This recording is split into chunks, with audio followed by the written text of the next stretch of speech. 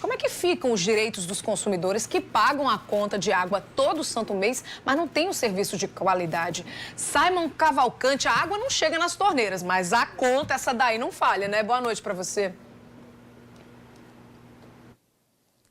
Falha não, viu, linda? Boa noite a você, boa noite a todos. Essa aí não falha nunca. E a gente sabe quando se trata de água, diferente de energia, usando ou não, consumindo ou não, tem uma taxa mínima que a gente paga todo mês. Mas e nesses casos em que a água não chega na torneira, será que a gente tem algum direito?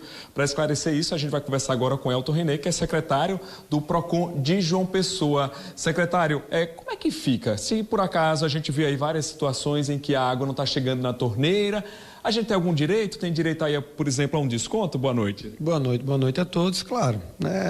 Lembrando-se que o Código de Defesa do Consumidor, no artigo 22, ele já dispõe de um mecanismo que dá essa assistência ao consumidor. Quando ele diz que os serviços públicos e os serviços essenciais, eles devem ser contínuos, ou seja, eles não podem sofrer qualquer tipo de interrupção. E sofrendo algum tipo de interrupção, é claro que o consumidor ele tem que ser compensado de alguma forma.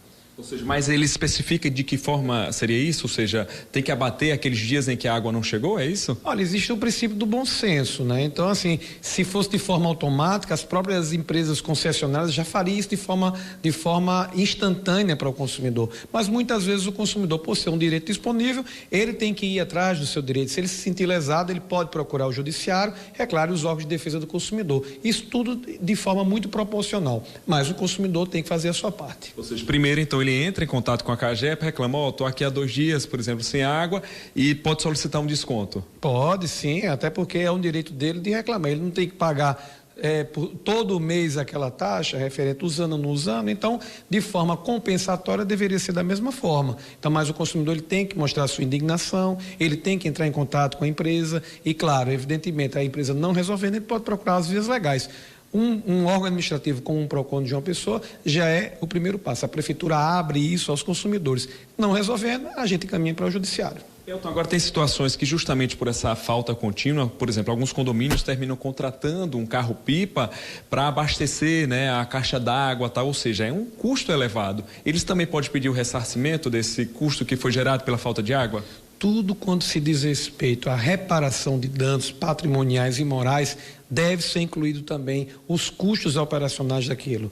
Mas cabe aos consumidores fazer a sua contagem, fazer o seu cálculo em cima disso. Vamos supor que uma água venha a faltar por mais de 10 dias, 15 dias, o consumidor vai ter que se virar. Então, se ele vai ter que se virar, ele vai ter que ter um custo operacional daquilo dali. Então, ele pode ser reposto pela empresa de forma automática. Vá lá, a empresa poderia até fazer isso, mas não fazendo, o consumidor, de posse de seus cálculos, de documentos comprobatórios que ele fez pagamentos acima daquilo que ele habitualmente já pagava, então ele já pode juntar tudo isso dentro de um processo e pleitear danos morais e materiais, se for o caso. E falando também sobre a questão da falta de água, a CAGEPA tem que comunicar antes, né? Simplesmente não pode suspender o fornecimento como vem acontecendo. É imprescindível toda a informação prévia para o consumidor. Então, o consumidor ele tem esse direito de receber a informação, se há alguma manutenção, que isso pode acontecer em vários casos, o consumidor previamente tem que ser informado de forma ampla, para que toda a sociedade ela venha se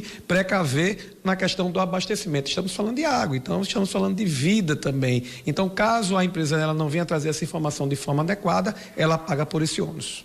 Elton, muito obrigado por sua participação. Bom, no caso, ele está falando aqui pelo PROCON de João Pessoa, mas se isso vem acontecer na sua cidade, se tiver PROCON, vocês procuram o PROCON municipal ou então o PROCON estadual. Linda, é com você aí no estúdio. Bem lembrado, Simon. Obrigada aí pelas informações e pelas dicas também.